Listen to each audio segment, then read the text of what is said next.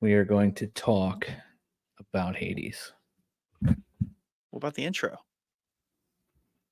Hello, welcome to episode 164 of Showboys.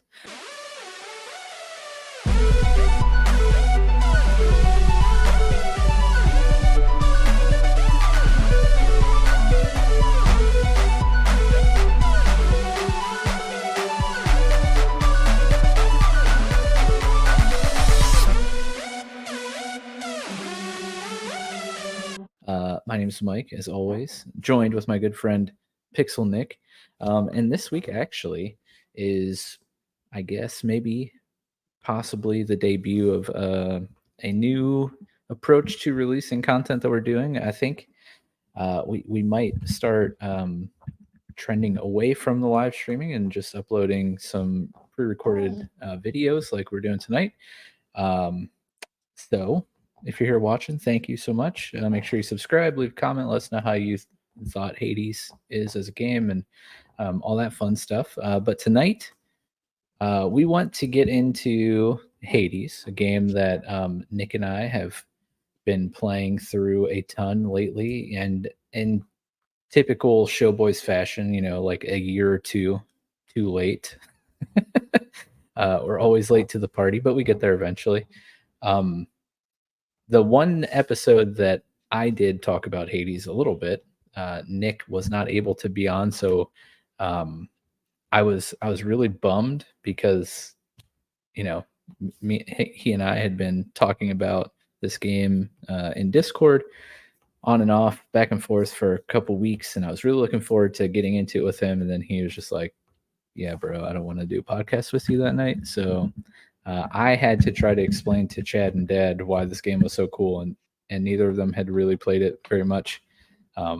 So we had to get a full-on Hades like love fest episode where we could really get into the weeds.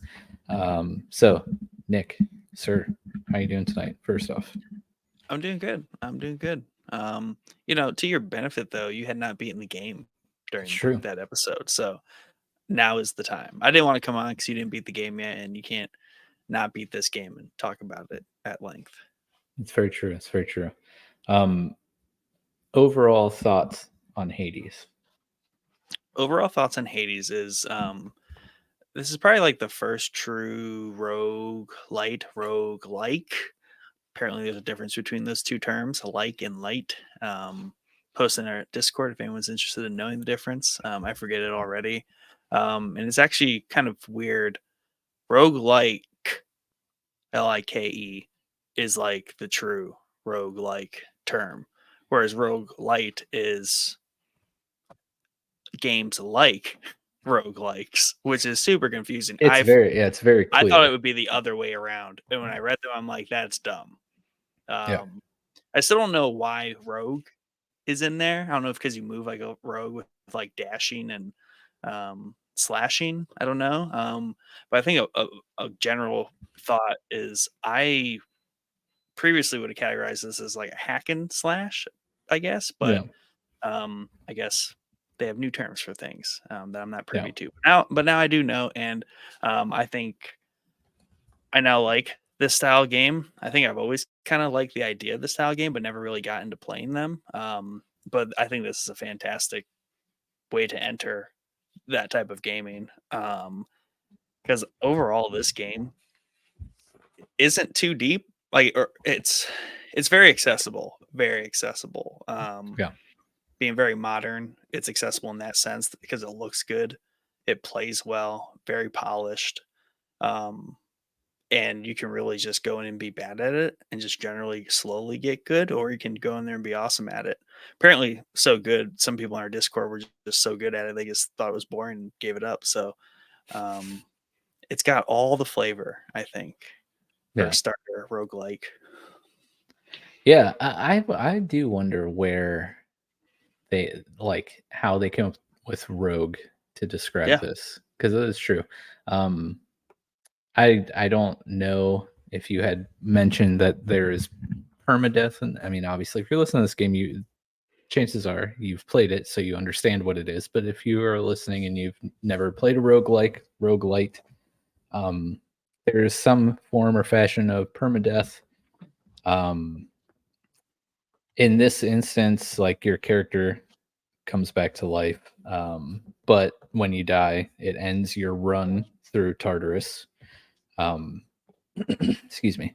And you have to start over from the beginning. So there's no saving during your attempts to escape. When you die, it's game over. You start your run all the way over again. Um, like we talked about in the episode a couple weeks ago, um, there are passive skills and traits that you can level up via a currency that you get through your escape attempts that do stick around through each run. But other than that, like the boons and abilities and skills that you learn through your escape attempts, those get reset every time. So you go in, you can pick your weapon, and every run there's just a wide variety of different skills that you can choose from, which honestly makes the game playable with the permadeath because if you didn't have that variety, it would get stale really fast. And let me tell you, it took me probably like in the mid 30s of attempts to Damn. actually finally beat it. Um, Oh, okay, and yeah. and with that being said, uh, I don't think I ever had a single identical build, even when using the same weapons. There's a little RNG to it. Yeah. Actually, there's a lot of RNG to it because the levels move. So every time you go to the next room, it's never usually the same one twice or in the same order. But Hmm. also, yeah, you don't always get the same. You only get 3 boons at a time, for example. So you don't always get the same three, each iteration, each room through. So there's a lot of kind of shuffling of the deck, if you will, Hmm. as you move through it. Yeah. And to your point, this is the first game like this that I've played. The only other roguelike or light, whichever, I just call them all roguelikes. The only other one that I have really played is Darkest Dungeon, and that is like a completely different style of roguelike.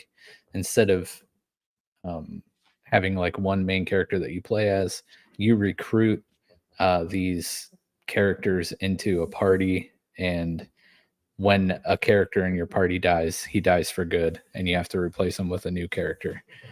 So there's all different kinds of roguelikes, roguelites, um, in that sense. So this is the first one that is of this style that I played.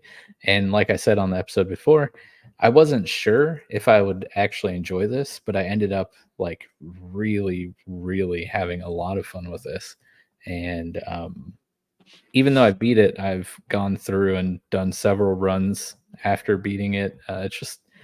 It's a fun, like, honestly, I mean, this might be too much information, but like, yeah, I played on the Steam Deck. So gotta go to the bathroom, just grab it, Oh my god. do a quick run, see how far I can get, and It then there it's you great go. on the Steam Deck because you can just hit the power, like, just pause at the power button on the Steam Deck, and it puts it to sleep, which is Hmm. great, Yeah.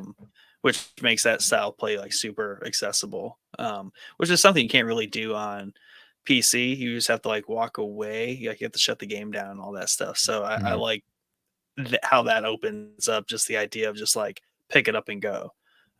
You can totally come back to a game, like, days later and be like, "Oh, yeah, this is my build," like, just keep Yeah. going. Yeah. It's perfect for like, oh, you want to play for a quick 5 or 10 minutes? Pick up the Steam Deck, slam through a couple rooms, put it down, come back an hour or two later. It's pretty great. The Steam Yeah. Deck really has like revolutionized the way I play games for the most Oh, part. me too. Um, but I don't It's want to turn completely this opened into a up the Steam type of Deck games. Yeah, episode. it's completely opened up the type of games I would play too. Not Hmm. just how I play them, what I even will play, period. True. Um, and I had to look it up. So like rogue like games, they strictly adhere to these core characteristics, which are the most important are permadeath, procedurally generated maps, and turn-based combat. Whereas rogue light games do those things, but incorporate different genres of games like beat 'em up, platformers, and they weave these different elements into things like that. Hmm. Um, probably to some degree that except for the turn-based combat, like Valheim almost starts to trend that way, but that's where it steps out because it doesn't have turn-based combat. Um, but neither does Hades, not turn-based combat. Yeah. More of a beat 'em up style. So I guess they don't have to strictly adhere to it. So if you have permadeath and procedurally generated maps, Valheim maybe almost checks the box. Almost, except you can like when you die, you can still recover your stuff, Right. which Right. that's like a key aspect, but it kind of checks a lot of the other boxes for sure. Yeah, Um, and I've been playing a little bit of Dead Cells oh yeah, have you started? recently. Yeah, I've started playing that, and that one is like a true roguelike Hmm. because it sticks to those core characteristics. Because while there's a it's more of a collectible thing. Mm, What you achieve throughout the levels is like there's these different chambers at the beginning or so where you can look at all the things you have. Like there's all these vials, and the vials fill up with items as you come across them. So it's mm, more so of like an achievement. Like I've seen that use that type thing. Whereas like this, you actually improve run after run because you get the currency. You also level up the different trinkets that hmm. make certain things better or worse. Yeah.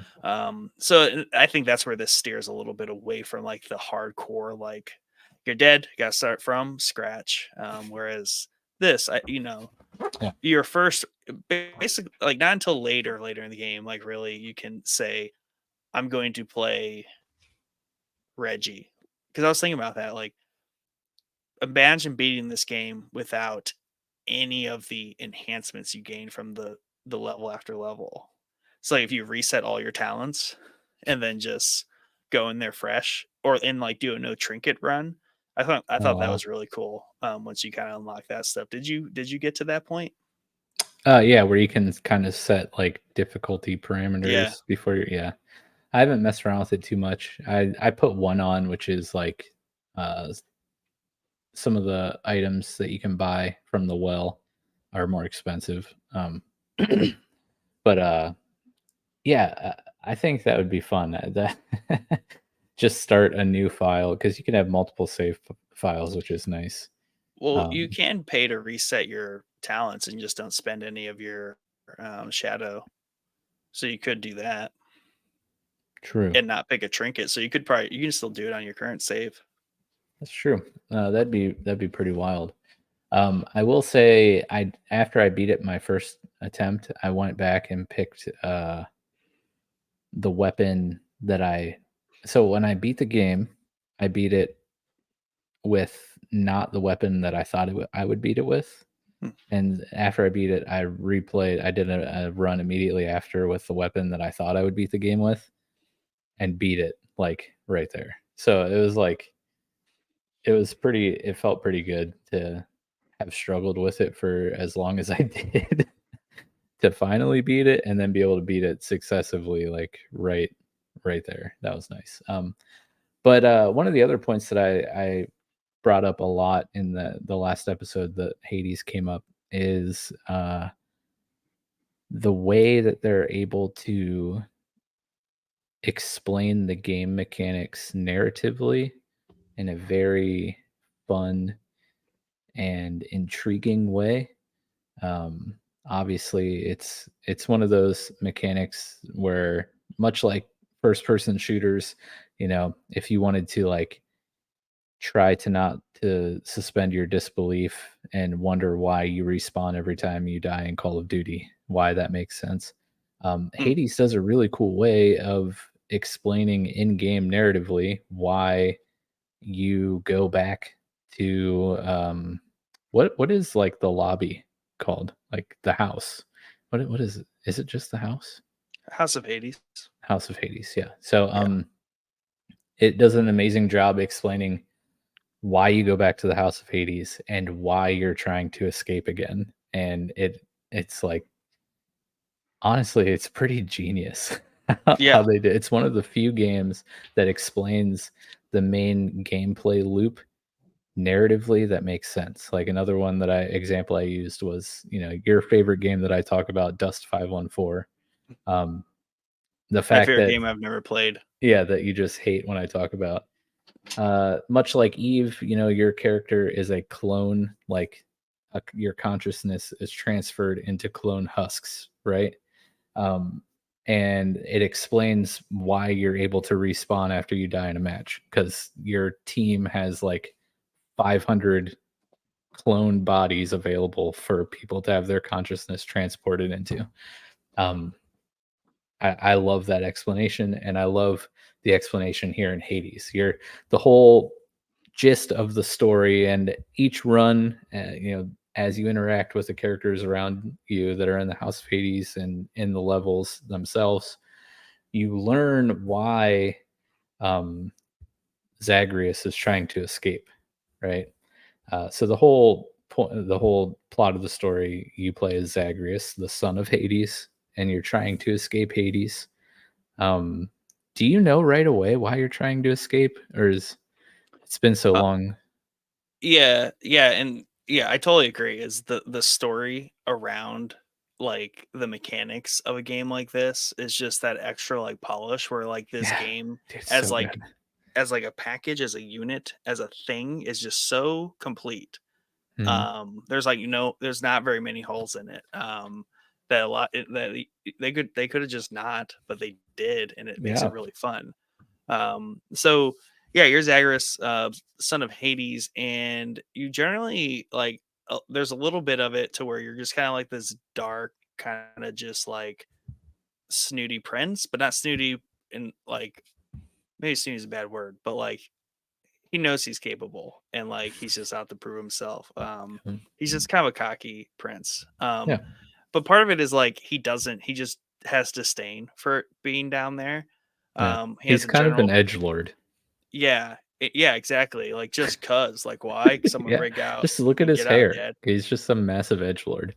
Yeah, constant edge lord. But then like there's story things that quickly like build into more in terms of Mhm, why they even go to the length that in the story, like it's like okay, cool. There's a reason why there's death and like reruns, but it continues to encourage the idea of why someone would continue to try to do this over and over and over again. And the way the story evolves around that, I thought it was really neat because at some point, and like some people said, it's like, I did a couple of rounds, got bored, didn't really see the point. And I'm like, you have to play like yeah, run after you have to do multiple runs just to get certain points of the story. So like the way mhm, it's designed is like you can't just like do a run, be like, I beat it, peace out. I don't even think it would work correctly. yeah. Yeah, that's a good question. I wonder how that would play out if you just beat it in your first attempt. That would be crazy. I think it has to be impossible. I don't know. Like I'd have Yeah. to like, has it been beat in one attempt? Because from a new save, this like literally the story wouldn't be done. Yeah, because it evolves a lot, and so again, I forget if if the reason he is trying to escape is explicitly stated right away. But eventually, at some point, you learn that you're trying to escape because Zagreus is trying to find out. He's trying to find his mother, right? And Hades obviously doesn't want anyone to escape Tartarus, right? Um, so as you go through each level of Hades, um, Well, here's your edge lord explanation. okay, In an existential crisis, Zagreus discovers that his entire life has no purpose, struggling to meet his father's expectations, and feeling useless to the Edge house Lord. for not being able to contribute to the functioning of the underworld. So he just kind of exists down there, and he's just like, Hmm. "Why? I have no Yeah, job." And but I get think me out like of here. I have the no meta of job. it, yeah, I have no job. But like I think the point is like he's supposed to replace Hades someday, but like it's Mhm. kind of like that whole my dad runs the company. Yeah, I'm not going to inherit this thing until I'm he's like a trust fund 60. baby. Right. Which is cool because that was a theme, and I'll talk about it, The Crown, um, that Prince Philip has a problem with because his mother lives forever, right? And his whole purpose in life is to inherit the crown. Well, when mom doesn't die until she's 90, right? You live 80 or 70 years of your life just in limbo. And that's kind of the situation here. Like he doesn't want to live his whole life Philip just is in limbo. Zagreus in real Yeah. life. Yep. Edge Makes lord. sense. Makes sense. But yeah, it's really cool how the story ends up evolving, and as you go, I think again, I'm near like the 40 escape attempts at this point, so the early on narrative stuff is a little fuzzy. But I want to think early on in the game that Zagreus thinks that Nyx is his mother. Yes. Um, and he finds out that she is not. So he's like, I got to figure out who my mom is and where she is. So that becomes his new uh, goal that's driving him to escape Tartarus.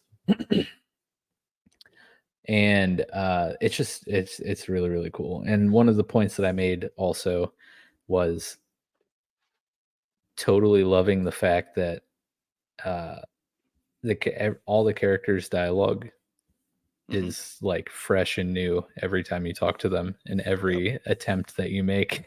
It's not You're not seeing a lot of the same, like the third time you go through and you get to the first boss, she's killed you twice. Like every time you come and get that cutscene, like it's a new back and forth between them. And it's so cool. It does Well, that every yeah, it's I think it's super awesome, and maybe this is why I love this game so much, and maybe why maybe this game appeals to a different breed type of like roguelike gamers because we're completionists, right? In a perfect world, we have all the time in the world and we literally do everything from start to finish, right? you know, So, unlike a bunch of the edge lords in our Discord that that you know who they you are. they fire up this game and they just want to like plant through it, right? Just Mhm. like blast through and be like, I beat it in like an hour, right? Or these speed Yeah. runners, On right? to the next. On to the next, right?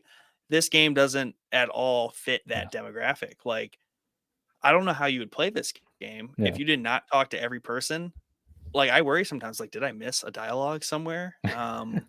Because it's like you said, it's different every time, Yeah. and it progresses different parts of the story, which again, I don't understand. Like, I would have to do a save where I don't do any of that and Mhm. see how it plays out. Yeah.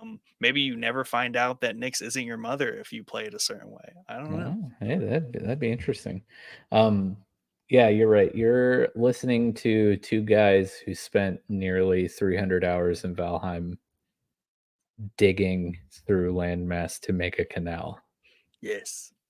It's we have a sickness. The attention to detail. Yeah. So a game like this with all that So attention to many detail, lights.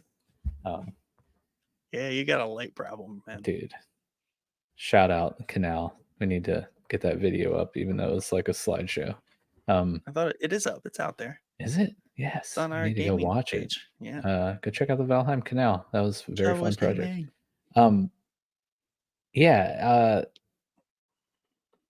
the I forget what it's called. The prophecy book that has kind of like all The it's like your Fates. achievement. Yes, the Book of the Fates Yes. has like kind of your achievement list, but then also has um like pages for each character, Yep. and they kind of populate the more and more you converse with them after runs Hmm. and stuff. Super cool. Of course, like I want to complete that. Did So you get all the trinkets? I'm missing one. I don't know who it is. no, I have a couple that I'm missing. I've I think I'm gone on. missing one, but I have not at all touched the like lower part of that screen. Hmm, There's so much in this game. Even beyond beating it. I yeah, don't know how. just the achievements for using every boon for a Yeah. god or goddess and I haven't even done all of those because my thing now, well, now that I beat it, like I feel like I can experiment more with builds. But while I was like I really needed to beat this game. I needed to, and it was more than just like having this episode. I had tried so hard, got so far, but in the end, I wanted it to matter, so I had to beat it. So I started just repeating runs with the same weapon and trying Mm. to get the boons that I knew fit my playstyle. So I stopped kind of like going for the unsealed ones that I've not chosen before. So now I feel like going back and just using all the different weapons, trying to choose all the different upgrades, all the different boons for the missing ones and all that stuff. Anyways, um, what I was? Go ahead. No, I was just gonna say I have my deck, and I am gonna pull up like my completed run, how I beat it, because unlike you, I spent my time before beating it Mhm. just following the trail of unpicked boons, Mm. because I never really I had like a general idea, but Mhm. even at that point, I let whatever weapon had the bonus on it be Oh my yeah, yeah. deciding factor for what I pick. So between that and then also following the unchosen boon achievement, it led to a ton of just great like random things that like reading the description I didn't quite appreciate maybe something about it, and just really opened up different ways like I play the game. And I think I beat him with the spear, like really specific like spear build that's like OP. Mhm. But like I thought I would beat him with like the fists, because I was really liking the Oh, fists early on. interesting. Mostly with like some specific builds on that. But like it's just by doing the random stuff and just like working the way the game's set up and just kind of naturally going through it, like you might end up beating Hades. Just on an unknown run. You never intended to like go that far. And there's a lot of those runs where I was like, I am way farther than I Yeah. expected to go in this run. Yeah, yeah, for sure. Um, yeah, for a long time, I was doing the same thing with choosing the weapon that had the bonus. The purple gems are chaos, right? Shadow. Shadow. So Darkness. darkness. There we go. Something. One of those edge lord words. Uh, Yeah. Chaos is the what? well you go down. Yes, that's right. So once you reach a certain point, you have all the weapons unlocked. When you go into that room before you make your escape attempt, one of the weapons will randomly be glowing, uh, and that just gives you a bonus percentage of shadow 20%. whenever those rewards are given. Um, so it's nice and beneficial when you're trying to level up your passive traits, get a little extra shadow that you can spend. So for a long time, I was just choosing whatever weapon had that bonus on it, and I ended up falling in love with the bow, which is hilarious because the first few times I used it, I was like, I hate this weapon. I don't know Mm. why anyone would ever use this weapon. And then I discovered the hammer upgrade flurry shots, which removes the charge up of the bow, and you can just hold X and fire arrows nonstop. And I was like, this is literally broken. Yeah. No, yeah. That one, I can't say I've done that one. And I actually like my thing was I was like, the bow has to be good. Like they wouldn't put this in, it's just like a weapon in here. Yeah. So I actually the way I went with the bow on one of my better runs was I just decided because I hated the charge so much, I uh I maxed like the damage on as much as I could and the range on it. And I was like sniping people off out of view. Like I Oh, just kind of dang. there and it was just like seeking massive damage just off screen and just like I would go into a room and I would have the percent increase like 1.5 every time I clear with no damage, because Mhm. you snipe everything from a distance. If anything gets closer, you spray, kills it. And Yeah. I would and that works on certain levels. The problem with that is it doesn't scale well, particularly into Elysium, which is just a giant Oh yeah, of a level. yeah. With those dang shield guys. Ugh, Yeah. hate them. So you beat it with the spear? Have you beat it more than one time? I've not beat it more than one time. Oh, Just the once to get through it. interesting. And now I'll need to look. Let me pull that up. So yeah, I fell in love with the bow, right? And this Mhm. flurry shot build. And then we had you, myself, and dad got together one night just to do a little like planning session for the pod. And I was playing it and had it up here. We typically will do those planning sessions here in StreamYard, and like if one of us is doing something, we'll throw it up on the screen. Um, and I was playing. Actually, okay. Side note to this story. Like 80% of my play of Hades has been on the Steam Deck. It's fantastic. I also absolutely love playing this on PC, like with a controller. Obviously, not a keyboard and Mhm. mouse. I'm not a monster. I was gonna say. But like after playing it on a small screen, now granted, the Steam Deck in terms of handheld is a massive screen, but from playing it on that and then coming to like my computer monitor, it was like I was like, dude, this is a game changer. Like everything's so big, it's easier to Oh, like dodge stuff and like I appreciated, I mean, again, graphically, oh whoops, graphically it looks great on the Steam Deck. Like everything about this game on the Steam Deck is amazing. But it looks nice, like big. So I right. really appreciated that. Um Back to the story though. And I kind of forget where I was going with it. Do you remember what I was saying? Fell in love with the Um. bow. Oh, we were watching you. Yeah. So I get in here and I'm trying to explain this build to Nick. I go through, like, I don't get the flurry shot upgrade and I die. Not surprisingly to me because I hate the charge up of the bow. Eventually that becomes very cumbersome later on in your escape. So I'm trying to explain it to Nick and I start a new attempt. The very first uh boon thing is the hammer upgrade and I'm able to get flurry shots like as soon as I start my run, which usually I don't get that until whatever the third floor is, which is the one that you referenced already. I can't remember their names. Yeah, Um, Elysium. Elysium, that's it. Usually don't get flurry shots until Elysium, but Nick witnessed and helped me build one of the most OP builds ever. Like it was Disgusting. absolutely disgusting. I had probably like 20 different boons and skills.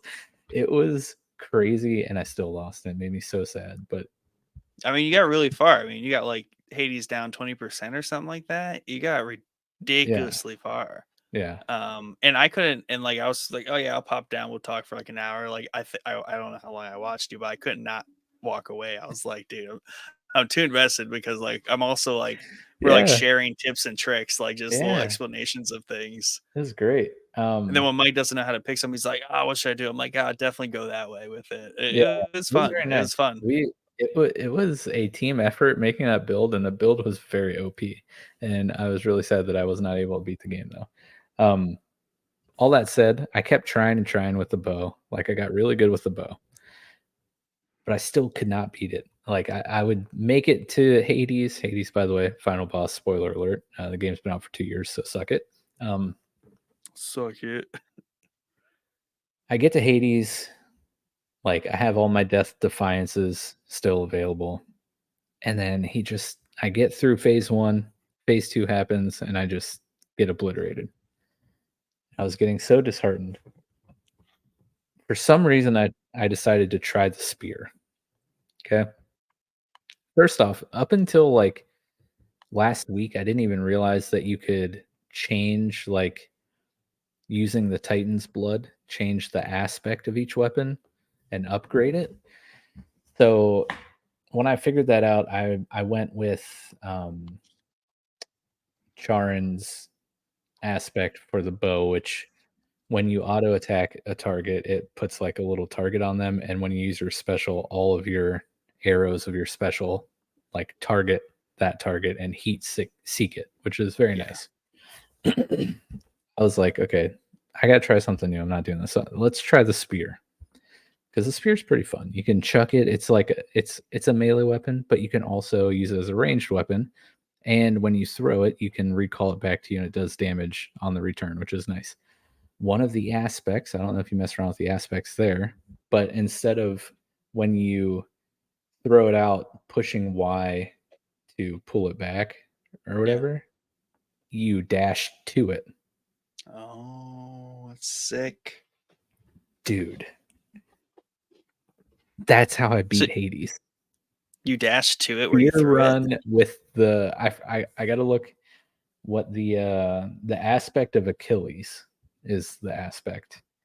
Um, yeah, you throw it, you dash to it, and when you get to your spear, your next handful of attacks are empowered, which is really nice.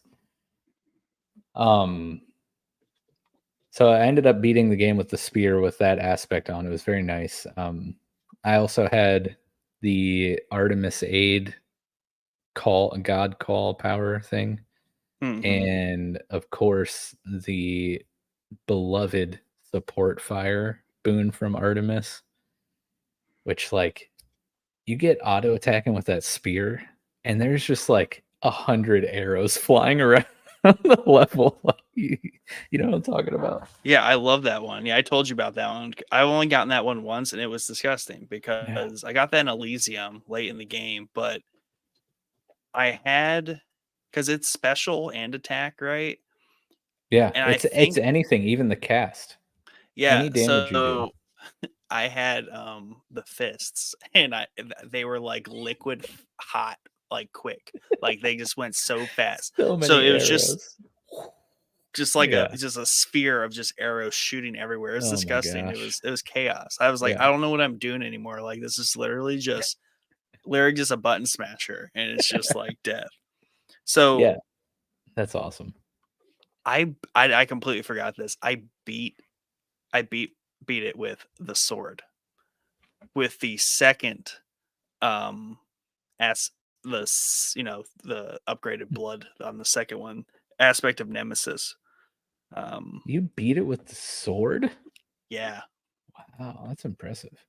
because the sword the second aspect is pretty nasty on it. There's some build in there, and I think the sword has a life steal too, but I can't remember if I had life steal on that or not.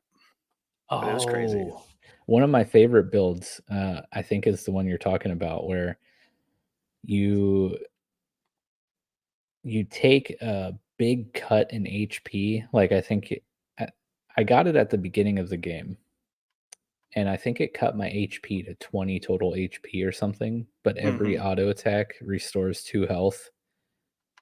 Is that the life steal thing you're talking about? Yep.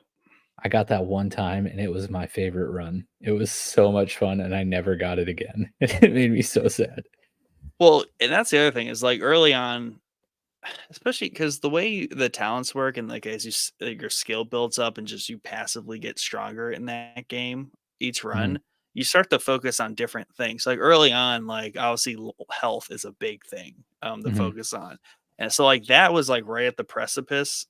Basically, like the time I got that life steal ability was like the last time I focused on health Mm. because it was either that run, like health was such a non-issue for me. I think I just like maxed out my thirst for like health builds, and that's when my I started to shift in a different direction, or just was getting good enough to where I didn't need as much health. Um, I'm looking at my first completion, mhm. and I had oh, man, I have to go back to the other image to excuse me, to see, Yeah, I but, can't. I should have installed it on the PC so I can pull that stuff up. But you can't really get to it on the deck. okay, so this image, sorry, this is great podcasting. explains the aspect of Achilles, the one where you throw your spear and you dash to it. Hmm. So after your special, you can retrieve your spear with Raging Rush, which is when you dash to it. And the post rush bonus damage was 75% to your attack for like 3 or 4 attacks, which was very nice. Um, this one I had 1, 2, 3, 4, 5, 6, 15 different boons, like skills, passive, or whatever. But I also stacked as much health as humanly possible. I had 380 total HP by the time I got to Dang. the Hades. Wow. Yeah. I also have a talent where every time I accept or I enter a room that has the shadow reward, I Hmm. gain like 5 HP Oh, okay. to my health pool. So I'm Yeah. passively stacking HP that way. Plus And the then 3. that you heal 3 every time you go in Yep. to a new room. And then on top of that, I just like stacked a bunch of health rewards too. And I used did you get the trinket from Cerberus? The collar? Yes. Which was that one do? It gives you just a flat health total health bonus. Oh yeah, yeah. That was like one of the first ones I got. It's like plus 50 health and plus 75 plus 100. Yeah. Yeah. Old spiked collar. Yeah, so I had that on too. So I just Um. I stacked a bunch of HP. Yeah. And I love that when you change the aspect of the weapons, they change their appearance as well. Like Oh, I didn't when really I notice first that. did that, yeah, like when I first did it with the sword or something, I was like, why does this look different? And I thought it was just like some effects on it, but I was like, no, the weapons actually change when you change the aspect. Oh, Um, and the aspect of Nemesis is what I beat it with, and that just changes it to where on the sword for 3 seconds after your special, your attack may deal critical damage. So if you do like mm, a heavy build that does, where you use your special, then you attack a bunch. oh. That was my play style with that build because I would drop and I balanced my AoE or my dots really well with that build in that run Mhm. because I would do my special to start off, and my special would draw them all in, and Nice. then it would apply like either Doom or the other one, Hangover? Hangover, one or the other, and then the attack would apply the opposite of that. So the special, pull them all in, get the Nemesis boost, and then the attacks just Oh, like wow. destroy. That's nice. So it was a heavy melee build, but I think I also had some decent like dash effects on those two. Mm. So I would like pull in, damage, dash out, and just like rinse and repeat. Dude, okay, so, one boon that I gained a lot of respect for in one of my completions is, I guess it's not really a boon, but a status. Have you used anything that, applies jolted to the Yes. enemies? Yeah. So, I never really messed with that much, and then I ended up using that to get Hades to beat himself, essentially. Oh, Uh, so, anytime I forget which attack applied it, but I would apply it, and then he would try to attack me and hurt himself. And I was like, that's "Ah, good. yes." Um, but oh, shoot, what was I gonna say? There's that wasn't even the main point of what I was going for. We're going to talk about Zeus spoons and just like all electricity Oh, ones. no, but, I know you're a big fan of the dash. You're talking about your Yeah, yeah. dash effects. I got an epic, uh, Hermes upgrade for the extra dash, and I had a total of 5 or 6 dashes. Really? Yeah, because it was epic, so instead of giving me 1 bonus dash, it gave me, Oh. like, 3 bonus So dashes. you had the two and then you had three bonus Yeah, dashes. so That's just like, pew, pew, pew, pew, pew, pew. It was awesome. wow. I did And that I failed miserably in that run, but it was fun being able yeah. to dash around all the time. And that's the cool thing is like these boons aren't minor adjustments. Like Mhm. they can be when they're low in quality, but like as you rank them up, or go really into like a specific um gods, set of boons, like it Mhm. drastically changes like your character a lot. Yeah. Um, to where like you get a bunch of Hermes boons, you feel like Hermes, like you are zippity zipping around. Yeah, could you imagine that amount of dashes with the, like, bonus move speed after a dash? Yeah, and then just You all would just then be like, hang "Shoo." and That'd be then crazy. somehow Hangover or Doom. Doom I like on dashes because you just want to apply as you dash through, and then it Mhm. drops on them. Is sick. Um, oh yeah, I had a dash build where I beat those two doofuses in Elysium, really Oh, just yeah. dashing past them constantly. I would just dash hide, then dash back through them because I was Oh, just dropping nice. doom on them constantly, and that's how I eventually just wound them down. That's funny. Um, yeah. It's this game is a blast, and as you may be able to tell in just our conversations here of just our different runs, um, there's such a wide variety of builds and play styles. There's 6 weapons that all play drastically different, and then on top of that, all of the different boons that you can apply and upgrades that you can apply to each weapon. It's just there's I've tried to escape, you know, for 30, maybe 40 times, and all my runs have been different. Oh yeah, I don't think you can. I don't know how you would replicate a run. It would still be random if you were able to recreate a build Yeah. to some degree, right? There's, Something's like, always different. aspects you can Yeah. recreate, but to get, I really wanna play that lifesteal build again, but I Hmm. have not seen that since the Yeah. one time very early on that I got it. And early like, it's, usually early on, and then by Elysium, you can make some adjustments, like, Mhm. to the direction you're going, but usually whatever you get early on really kinda starts to decide how you're gonna play, Yeah. especially if, like, you get a freaking hammer, like, out the gate or, like, a really good, god boon right off the bat. Mhm. Who's your least, like, utilized god? Aphrodite. Aphrodite? I hate it. Not a I fan of her builds. I don't mind hers. I never really got into Hades or not Hades, sorry, Ares a ton. Like, cause his were all just Yeah. like the rage, like damage Mhm. enhanced ones. I never really like got behind those. And then Zeus just seems like obscure to me, like how often you Yeah. get his stuff. Yeah. Uh, I like Ares just because I like Doom, and his, the blade riffs on your cast, pretty cool. I like that. Um, but I think my favorite cast ability is Zeus, honestly. The chain lightning is pretty Yeah. clutch. Um, but yeah, no, it's either Aphrodite or, Athena. I know she has the cool deflect on dash, Man. but, other than that, I was Yeah. more of an offensive player than a defensive player, and all of Athena's are defensive, obviously. Um, I beat the Hermes, Hydra with the deflect on dash. Like that's just disgusting. When it starts doing like the purple wave yeah, yeah. damage.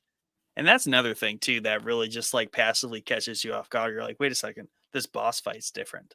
Mhm. Like the mechanics just randomly have changed. And that's just cool stuff. I love the Hydra, and I'm glad that you chose it as the art background. Oh, it's so And sick. it's like a satisfying fight, and it Yes. does have some pretty good variety each time. But I also love Zagreus's interactions with it.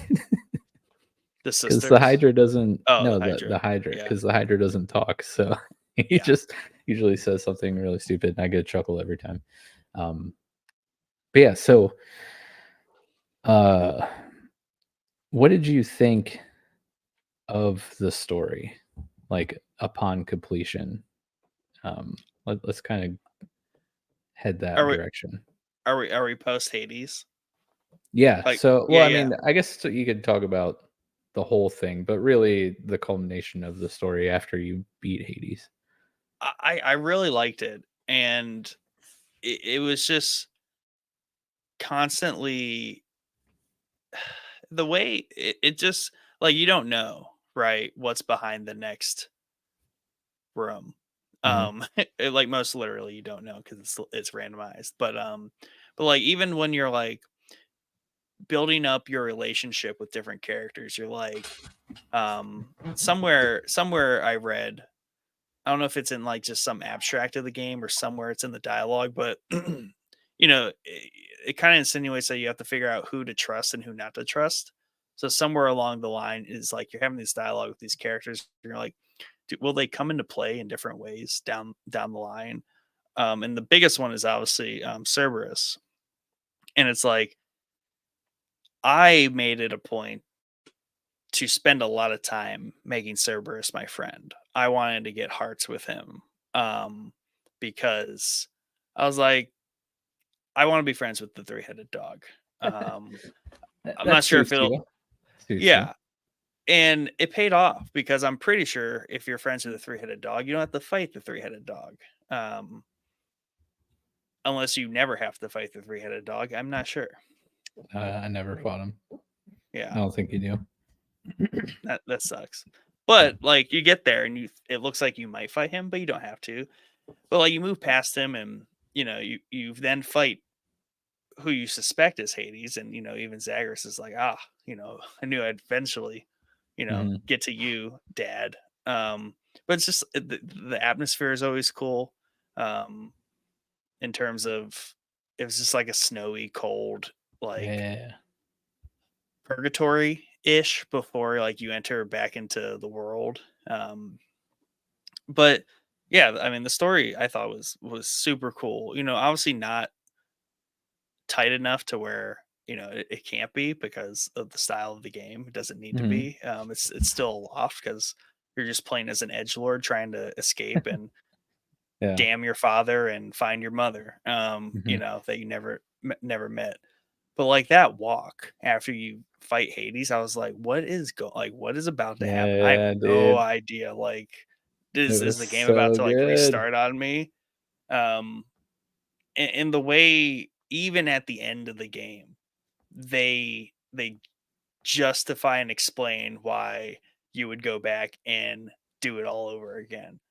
Yeah. That was just mind blowing. So, uh, first off, yes, the walk to Persephone, so cool and intense. And yeah, I mean, it looks fantastic contrasted against everything visually that you've been through. Um, but can you go through the conversation kind of that you have there? Because I beat it a second time and something else happens. Hmm. And I'll tell you about it if you want, or if you Yeah. don't want me to, I'll let you experience it for yourself if you want to beat it again. But I want to know if the piece of information that I think is super important that may or may not be revealed the first time was revealed the first time or not. Yeah. Um, So so the first conversation more or less went like, she was shocked. I can't remember if she knew, like she had a feeling that she had a son, but never knew mhm, him, kind of thing. So it was kind of shock to her, but she was more concerned why Zagreus was not there, and like she knew that his time was fleeting in the mortal world, and that he would eventually have to go back. Um, I can't recall too much outside of that. Um,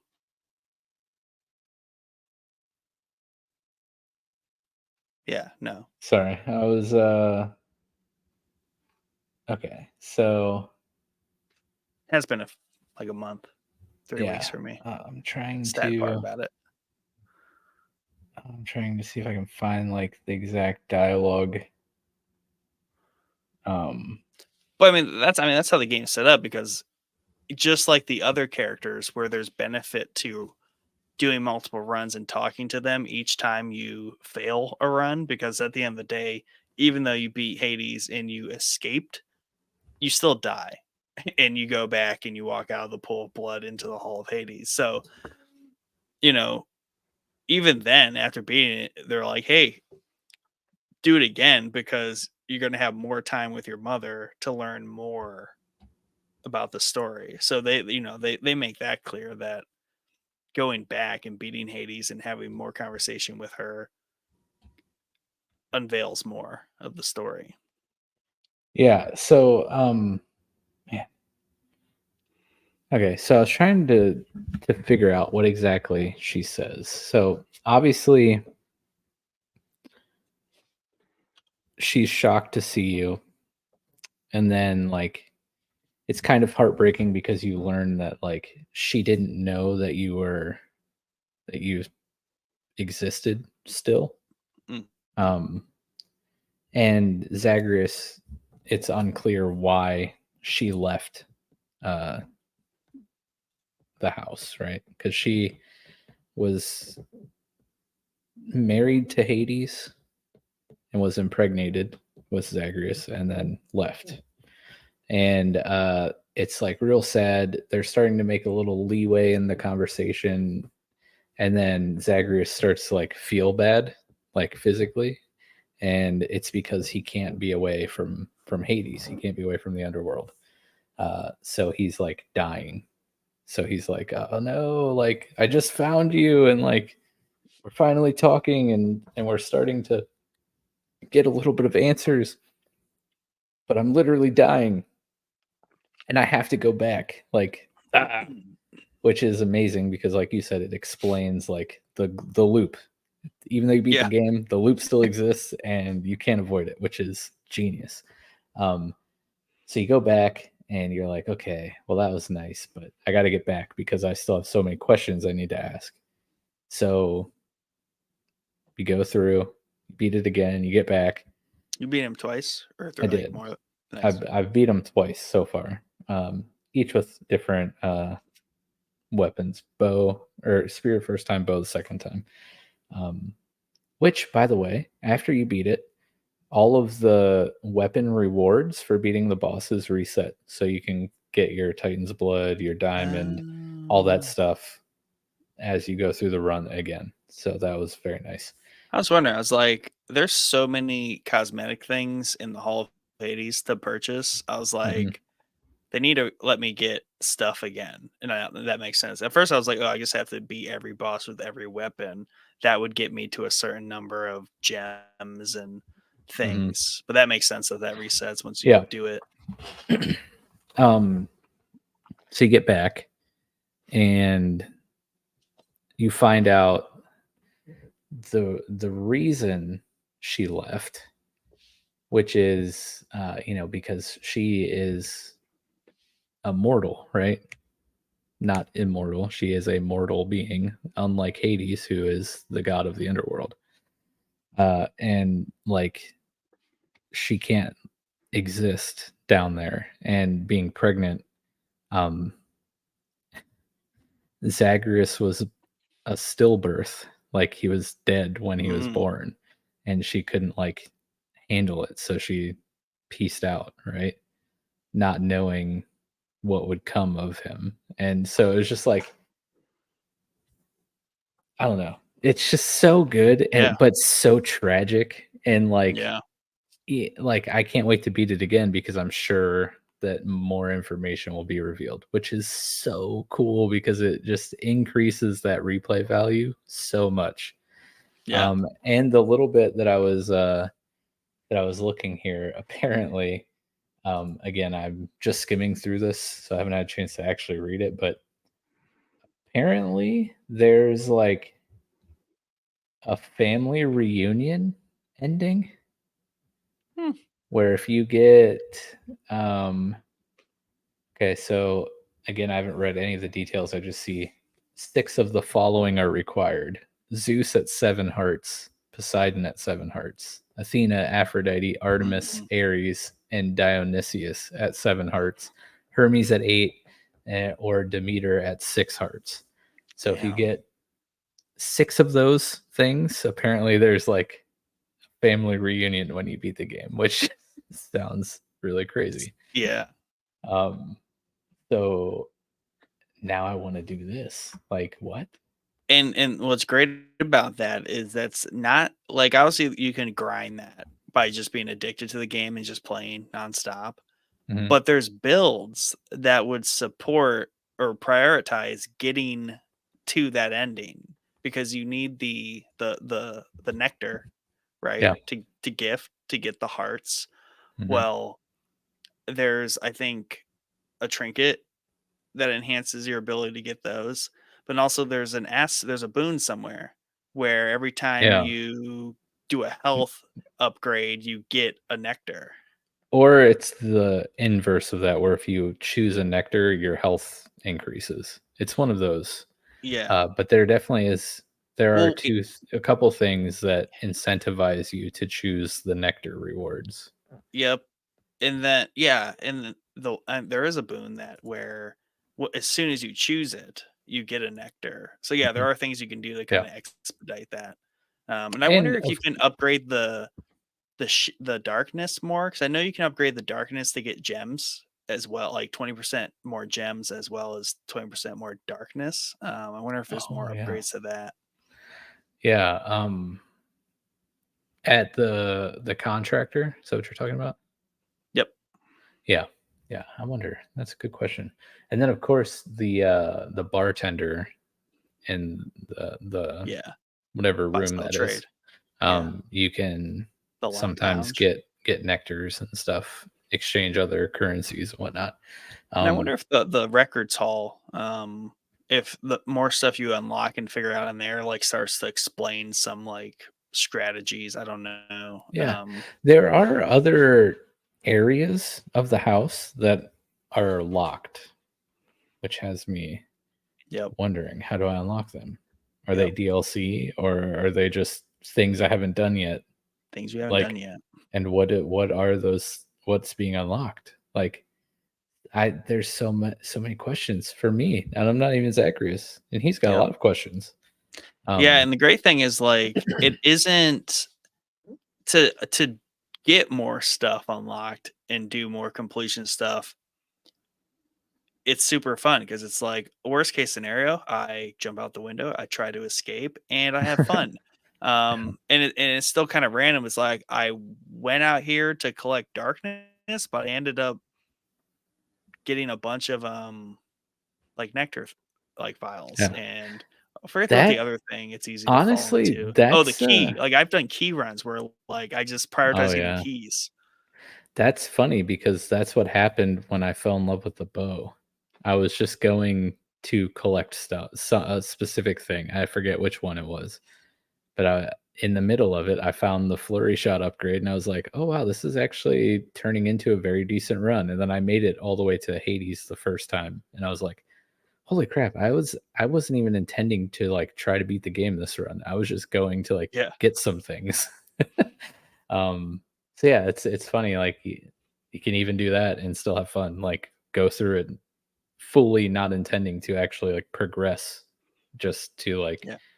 progress in the main sense of the idea, and instead you're meta progressing because you're farming certain things. Yeah, it's just so many possibilities. Um, excuse me. Yeah, so love this game. Short story from the episode tonight. Nick and I love this game, and you should play it. Earns overwhelmingly positive on Steam for Yeah, sure. and especially if you can find this, like I think we both picked it up when it was on sale. It was like $15 or something. Yeah, I think I paid like 13 or something. Yeah, it was not that I think expensive it's when like we what, got it. like 25 or something like that. Yeah, so even full price, it's not. Actually, full price is like $20, so like it's completely worth it. I think I Yeah, have 20 hours into it on 33 runs, so I'm fine with paying $1 an hour so far. But like, I think that's just gonna scale out from there. 33 runs. I gotta turn the Steam Deck on now and see what I'm at. Um, yeah, no, fantastic, and get it and get used to it because Hades 2 is around the corner. Are you excited about that game? I did see that pop up, and the interesting thing about that is it seems like the character isn't going to be obviously Zagreus, from what I Yeah. saw, um, Yeah. and it's going to be like a completely different thing, but obviously the same mechanics, which is fine. I mean, Nope. That's not. that's loud. Sorry. Um, Sorry, guys. yeah, it's a great game, and honestly, like 20.1 our hours, by the way. Dude, our stats are almost the same. 20.1 hours, 34 escape attempts. oh, nice, dude. Yeah, your extra hour is that extra attempt you got, I Yeah. guess. Yeah. Um, What's your just total hanging out in the hall. darkness? I don't have it up. 6,620. I think I'm definitely in the 5,000 or something because I reset them because once I realized you could toggle between two different options on Dude, the I didn't realize that until very late too. no, I actually game. I beat Hades and then was it? I don't remember. It was late. It was either after I completed that run, when I escaped, and I just completely went through and like retooled that. I'm like, oh wow, like some of these are clearly better for me than the other ones. Yeah. I have the one that increases the rarity of the boon by like 1%. I have that leveled like 30 times. It's like up to 30% or something. Yeah, that's I forget that I love that trinket. And I have it maxed out because it's like 2% now, 2.5% every time you clear without taking damage. Hmm. I've gotten like I swear it was like plus 20 the one time because I got it like as early as you could possibly get it. Or no, that's a trinket. Yeah, so you have it Yeah. right away. So um and that might have been my arrow build, I forget, but I just was not because if you Hmm. can, I mean, you can easily clear that for not easily, but it is very possible to clear the first level without taking too much damage. And if there's 10 levels in there, you're already at 15%, Yeah. um, Which bonus damage. level of Tartarus is gives you the most difficulty? I think Tartarus is the first level. Oh yeah, Um, you're right. I don't know why I keep saying that. um, man, Is it the first level or is it the yeah, name of the whole thing? no, Tartarus is the first level. And then Elysium's the third. I forget the flame and torture one. But I Elysium's fun. It has fun elements to it, but also has the most like annoying elements to it. Um,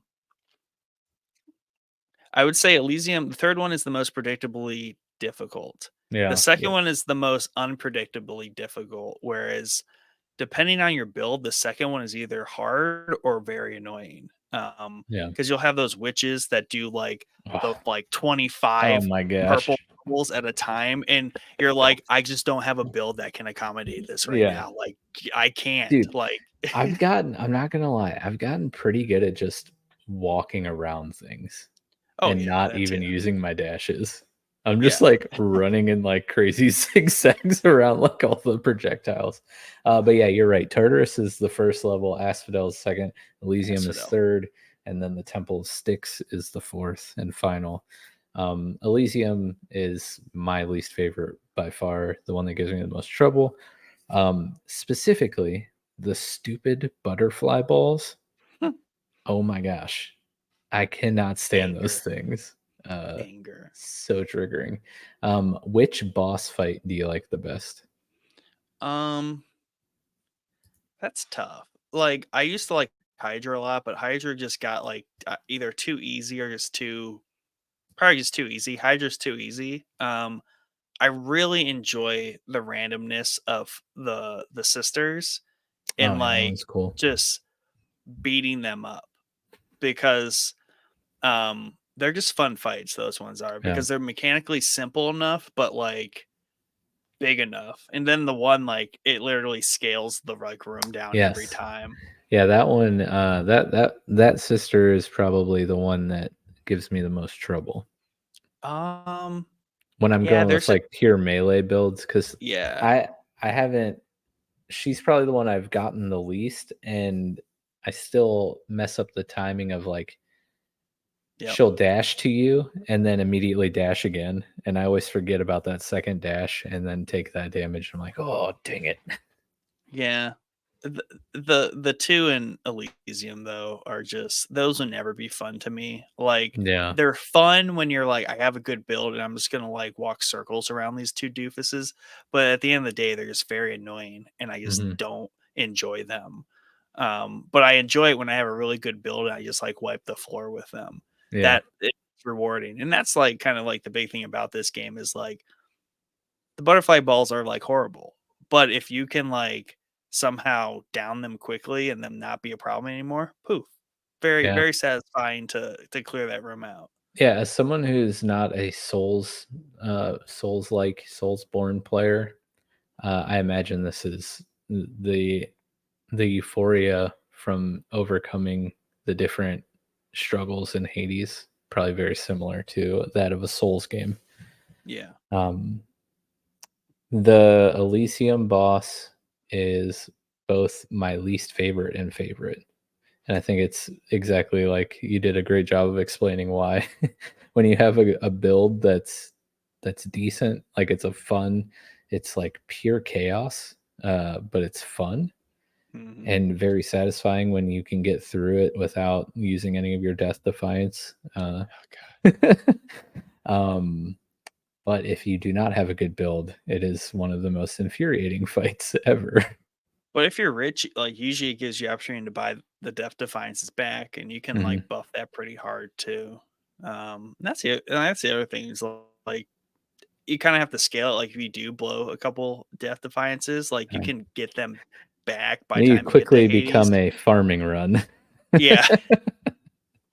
Like, I need to get those back." But that's the thing is then you sacrifice boons and, like, all kinds of other stuff, and you're like, "Where do I wanna land if I intend to attempt Hades, Right. here? Do I want Depth Defiance? Do I want more boons?" I like that you really like the upgrading the boons, always going for those because that's low key, like, important. I started a different after the run that we kind of did together. I was like, "You know what?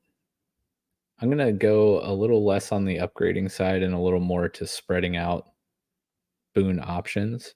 Yeah. And then in Asphodel, when you pick the I don't know what the term for this reward is, but like the exclamation point room. Yeah. The money. No, not the shop, but like so like Oh, in that's the bag. Tartarus when you go to like the big oaf dude who's like tied to the Yeah, yeah, boulder yeah. and he gives you Yep. three options. Each level has one of those. And the one in Asphodel, uh there's one that will randomly upgrade four of your boons like one or two levels, which is obviously very nice. But I started choosing instead upgrading two of my boons rarity instead of level. Mhm. I don't know. I think I kind of like the rarity over the level now because Yeah. it also boosts the boon stats, obviously. Yeah. And another thing that I really started to enjoy when I get the options doesn't happen very often, but it's happening more and more often. But picking the duo boons, have you experimented much with those? I did early on, and then I started to kinda, like, lose favor in doing those because, they can be hard because for whatever reason, like, those gods really like to pound you in those, whichever one you piss off, but, I mean, watching you do that run and you pick like that all the time, I was like, getting 2 boons is pretty nice. Yeah, I wasn't even talking about that, but I Oh, you're do talking about the like duo, that. But yeah. like the I always boons pick that those. offer the that are like a combination of two of the gods instead of Yeah. I see now how my statement was a little confusing. Because there are rooms where you can choose they offer two of the gods boons and you have to pick one and the one that you don't pick you have to fight against, but then after clearing it you get to pick one of their boons as well. But one of the boon rewards that you can choose is a duo thing that usually combines two of the skills you already know together and just makes it a little more powerful or adds a little something extra onto it. I've fallen in love with choosing that style of boon. Uh, I haven't gotten them very often, but when I do, they seem to be pretty cool and pretty. Have you gotten any like heroic level Yes. rarities? I Which I o those I are def crazy. I definitely always it's not often I don't pick a duo and I don't pick a heroic, right? When Hmm. the opportunity presents itself. There's been like one or two times maybe I haven't because I was going for something very specific. Like I've picked a lower quality boon because it Same. was something I wanted. But yeah, those heroic ones can be straight and nasty. Yeah, yeah. I've been man.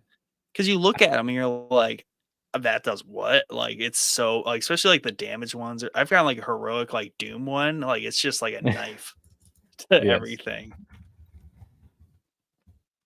Um. Yeah, for sure. And man, I just like. Can we just stop recording so we can go play this? I I know, just want to yeah, play like, now. that's the other thing is, like, I don't it's not like I haven't been playing because I don't want to, it's just, like, I've been playing, like, different things, so I know I'll come back to this one because, like, especially, whenever the day comes that I like maybe like vacation or like I'm not home. Probably in the holidays here when I actually like we're not home for some evenings and we're spending the night at families and stuff. Hmm. I'll probably be busting open Hades because one, it's so accessible, um, and you can play it offline on the deck. And I mean, it's just like you just start a run, you don't have to finish it, and you know you're gonna have fun because Hmm. you're just wiping the floor with stuff. Like it's just such a good entry point game where like you're not going to be disappointed in something. And no run is like worthless because you at least get something out of it. Yeah. You've advanced some sort of weird meta aspect of the game, and there's so many different aspects going on just in the background. Even if it's like, well, I guess I'll change the vase colors and the flowers in the Hall of Have you Hades. done many of the cosmetic things? I've not done a single one. Oh, once you realize I think gems. That's all like gems. Is it gems? Yeah, gems, like, diamonds are more, each currency has a specific thing. So once I Yeah. realized gems, their only purpose is cosmetic stuff, really. At once you get, like, the core, like, upgrades, after Mhm. that, like, it's all cosmetics, I just spend them because I'm like, "Eh, Mm. you know, upgrade some stuff, clean some Yeah. stuff up." So I was trying, I forget what exactly it was that I was trying to get the diamonds for to unlock, but there was one specific thing. It was like 2 or 3 diamonds was the cost. Yes. And I did not have that much because it was before I beat the game. So I had like obtained all the diamonds I could and bought the upgrade, like spent them already. So I was exchanging the gems for keys and then the Yeah, keys for something else. weapons And and then blood. that thing I was exchanging for diamonds, which Diamonds diamonds upgrade the rooms. So like the well yes, rooms yes. and different aspects when you're out in the levels, which Yeah. is important. Yeah. And So you I get think those from Hydra. what is what's the item called that we give to unlock hearts from characters? Nectar. Nectar. So if you trade keys for nectars and then 10 nectars gets you a diamond. So I was doing some weird, like crazy Yeah. currency exchange. So I Hang out with wasted that all. broker a bunch. Yeah. So I spent all my gems on that really. So I haven't messed around with the cosmetic stuff. But as soon as I saw the option available, of course I purchased the fishing rod, not knowing what it did at all. I just love fishing in games. So I was like, okay, let's explore this fishing. Have you done much fishing? I have, but I realized I was doing it wrong once I watched you do it Oh, because not every bob is when you're supposed to click. yeah, it's got to go all the way under. Yeah. You're So a that's when I was fishing like, oh, rookie. okay. But I've caught a couple things by chance then, and I've given it to the cook. Yeah, which is nice Who because who each different kind of fish gives you a different kind of reward, which is pretty cool. Yeah, and for the longest time, I was like, cook doesn't do anything. Everyone else does something. Like cook's got, Mhm. and I was like, oh, the cook has a purpose. Yeah, and I love all the fish, like, names. I got an achievement for catching a fish in each region too. Even Oh, in the end game, like, when you go to Persephone, like, you can catch a fish oh, there, and in my 2nd victory, I was like, "Oh, I can fish here? You better believe I'm gonna fit," and I caught a bass, which is hilarious because it's, like, the only, like, because you're normal out of sounding yeah. fish. Um, Is there but bass in Greece? I don't know, Must be apparently, crazy. but, one of the runs shortly after buying the fishing rod, it was a legendary boon from Zeus, and it, like, increased the fish spawn rate in each level by, like, 75% or something. That's a So boon. That has yeah, nothing to do with combat. no, and it was the very first one on a run, and so I was like, Wow. "Oh, okay, I literally have no choice," so I Back to chose my it. comment about the first boons decide your run. That became a fishing run very quickly. Like, Dude, well, I guess I'm fishing the I whole caught time. so many fish, and I was like, "This is so fun." But yeah, man, such a great game, and I never thought I would fall for this Right. one, but I did. I forget how the falling went. Did I buy it on Yeah, sale? yeah, that's what happened. So, dad has been playing Dead Cells for quite a while, Mhm. and has been trying to convince us to play Dead Cells. You, for some reason, I have no idea why, maybe you can explain, decided to buy Hades one day, and you're like, Um, "Oh, this is pretty cool. You guys should play this." And then I was like, "All right, it's on sale. I'll give it a shot." Bought it and started playing it on my drive to the Outer Banks on vacation this year. And I was like, "Oh, wow, this is actually very fun." So thank you, first off. But how, like, what made you good want vacation to game. try this? Oh, And I mad know. jealous you don't drive the whole time. That's sad. I have to drive every fucking No, day. the only reason that I didn't have to drive was because her older brother and sister carpooled Mm, with us, and gotcha. her brother took a turn. Otherwise, like the drive all the way from Northeast Ohio to Southwest Florida, yeah, that was all me. All 17 and a half hours. Yeah. Yeah, so I I like perusing Steam, and I also have an affinity for keeping my eye on overwhelmingly positive games because Steam rarely lets you down in that aspect. Okay. And Hades was it looked obviously the art style was sick. It was highly praised when it came out, and it came out 2 years ago, so like it's fairly recent too, Mhm, in our standards. So I just liked a lot of things about it, and then I like I've always liked the idea of these games without understanding like what makes it a roguelike. Like, isn't it just like mhm, a kind of look like a HOTS type situation, right? It's just kind of a platformer of sorts or a level dungeon crawler. So I just liked the look and the idea of the game. So I always had it on my wish list, and it would go on sale occasionally. But really, what did it was I was like, I have a Steam Deck, and I was like, this looks like exactly a game that would be good on the Steam Deck. yeah, Because, you know, I'm sure I've talked about this before, but like it's really opened up the types of games I play because I used to, and I still do, like when I'm at my computer, like obviously we work at our computers. I consider my computer time very sacred. So if I'm at my computer and going through my Steam library, I'm more likely to play like a grand strategy game, Civilization, Total War, anything more recently. Dune Spice Wars, right? Some RTS games, Age of Empires, things like that. mhm. So those games obviously Kinda being very require the keyboard and the mouse. correct. So I'm not going so all these types of games quickly just fall far away from that because I want to crank hours into a Civ game or a Total War game. And those games I like to play for 2 to 4 hours at a time.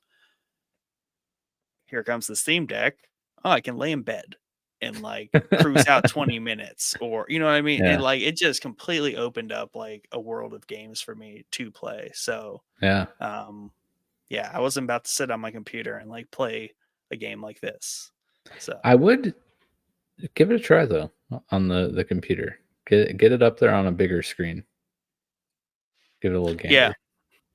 yeah, I'll probably have to, especially if I get some more clears, because I like you're able to get like some nice screenshots and way more detailed screenshots of your completion runs. Mm, I just try to do that on the deck, and like you can't really see everything very, right, all the detail isn't there. right. Um, yeah, I think the next my next gaming purchase is going to be a dock for the deck. So I know this sounds very counterintuitive, but like you said, we sit at our computers for 8 to 10 hours a day. Largely for work and then uh, some free time, of course.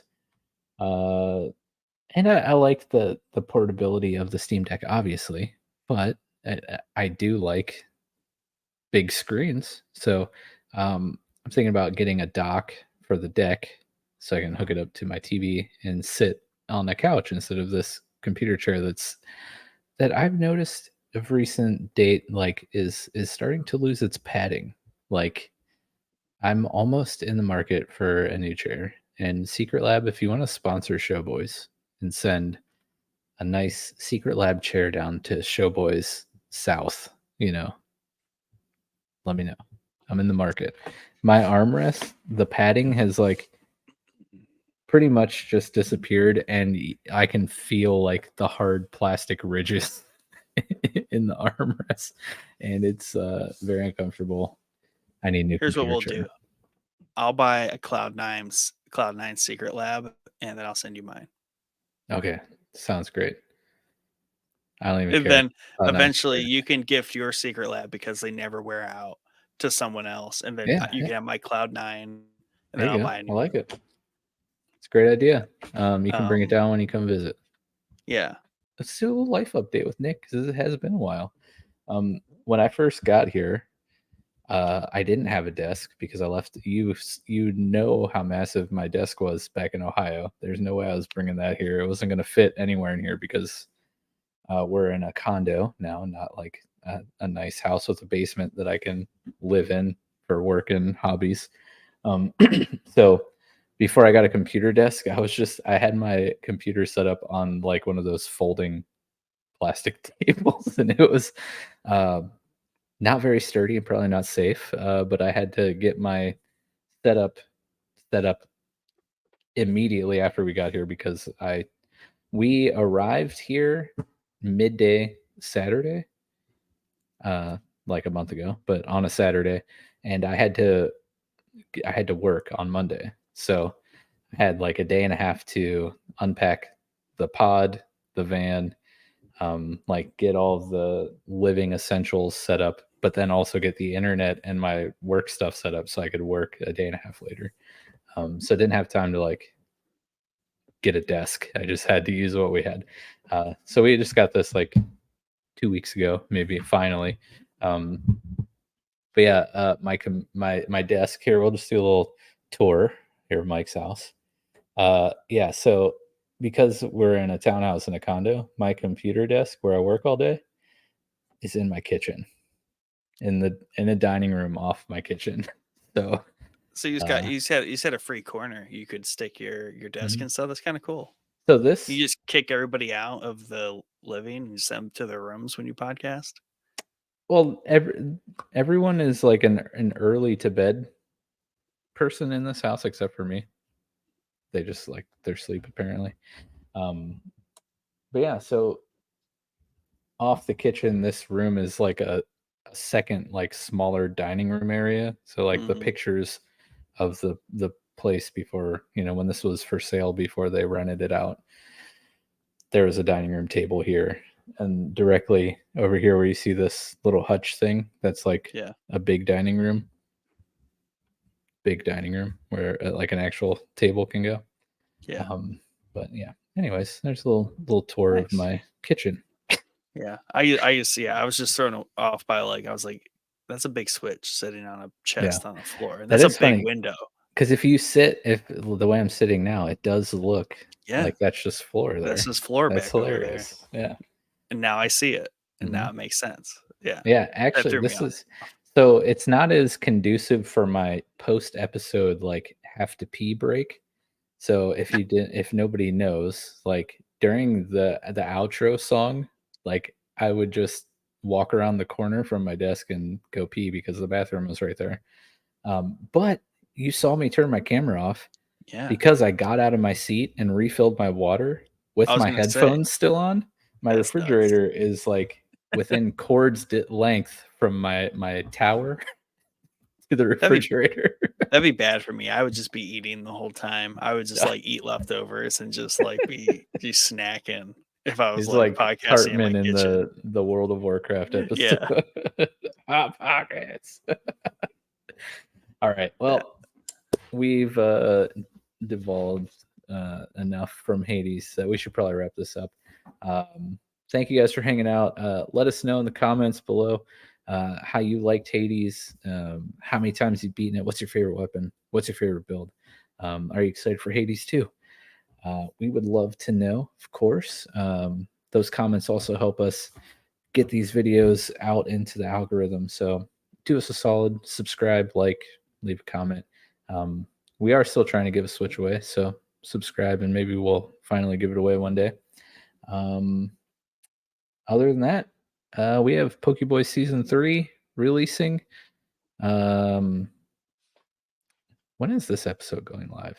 Next Next week. week. So Season 3, Episode 1 will be coming out tomorrow on Friday, the 10th of November. So Ding ding ding enjoy ding. that, and we'll see you next time. You guys have a good one. Peace out.